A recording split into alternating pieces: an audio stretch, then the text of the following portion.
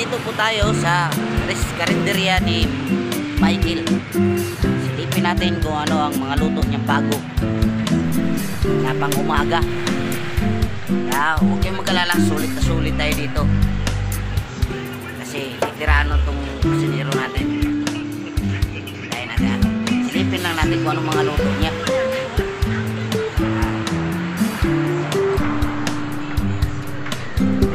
Ito pa lang ang bagong luto niya, lumpia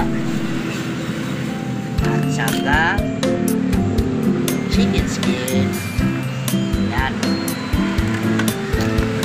Hindi mag-alala, marami pang iba dyan maluto niya pero hindi pa tapos. O ayan, yun pa tayong pinupunan. Ay, tinuulan eh. Yung karinderya ni Michael, si Boss Michael. Kaya tingnan natin yung luto niya. Dito tayo sa mga luto niya, tignan natin kung marami bang luto. Ha?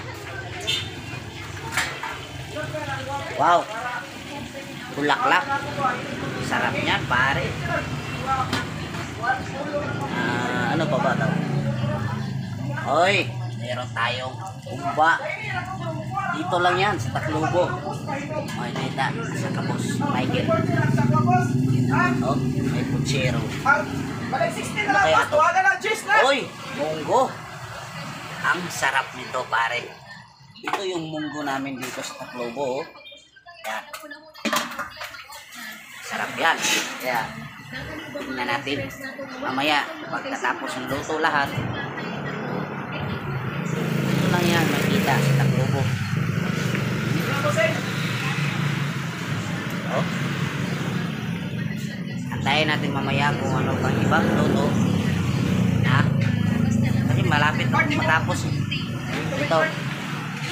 Kaya tignan natin mamaya. Huwag kayong magsawa na tumingin sa YouTube ko.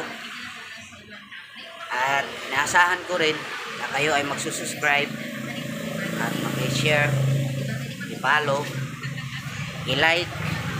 Yun lang. Please naman sa makakita ng video ko. Maraming salamat po sa inyo kung subscribe kayo sa akin. Yung galala, sulit na sulit yung pagkain dito sa Taclobo.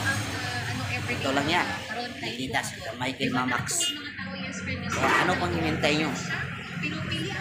Subukan nyo na dito sa Taclobo. Ha? Salamat po.